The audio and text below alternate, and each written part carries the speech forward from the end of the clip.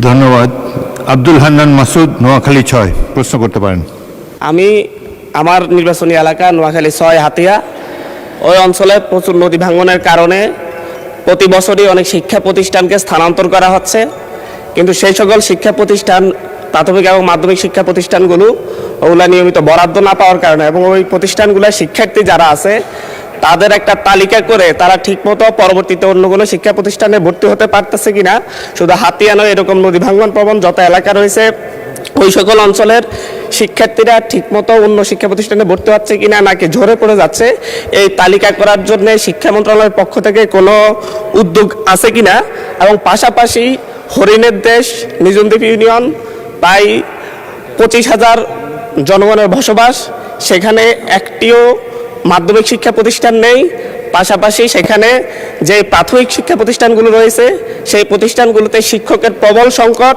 এই ব্যাপারে পিছিয়ে পড়া জনগোষ্ঠীর জন্য এবং আমাদের প্রত্যন্ত গ্রামাঞ্চলে শিক্ষা ব্যবস্থা পৌঁছে দেওয়ার জন্য সরকারের নতুন কোনো উদ্যোগ আছে কিনা সে ব্যাপারে আমি মাননীয় শিক্ষামন্ত্রীর কাছে জানতে চাই। মাননীয় শিক্ষামন্ত্রী। মাননীয় সংসদ সদস্যকে অসংখ্য ধন্যবাদ।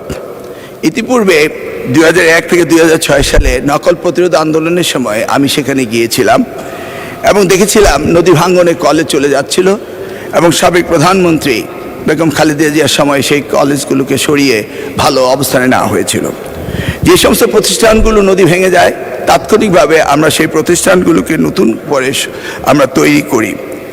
তবে উনি যেটা বলেছেন সেখানে শিক্ষায় ঝরে পড়া, আমরা ঝরে পড়ার ব্যাপারও আমাদের বিভিন্ন প্রজেক্ট থেকে আমরা সেগুলোকে দেখি, পর্যালোচনা করি।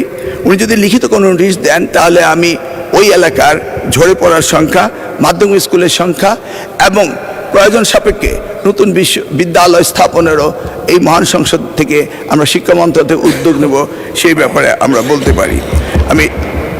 আমি এটাও বলতে পারি যে বিভিন্ন প্রশ্নে এসছে বিরোধী দলের বিষয়ে, আমি এটাও বলতে পারি মাননীয় প্রধানমন্ত্রী আমাদেরকে নির্দেশ দিয়েছেন সারা বাংলাদেশে শিক্ষাকে দলীয়করণ না করে শিক্ষা সকলেরই ব্যবহারযোগ্য সামগ্রী, এই শিক্ষাকে উন্নত করার জন্য তিনি নির্দেশ দিয়েছেন। সেই আলোকে আমরা ওনার হাতিয়াকে সুন্দর দৃষ্টি নিয়ে আগামী দিনগুলোতে আমরা তার স্কুলের ব্যবস্থা করব বলে আশা করতে পারি। ধন্যবাদ।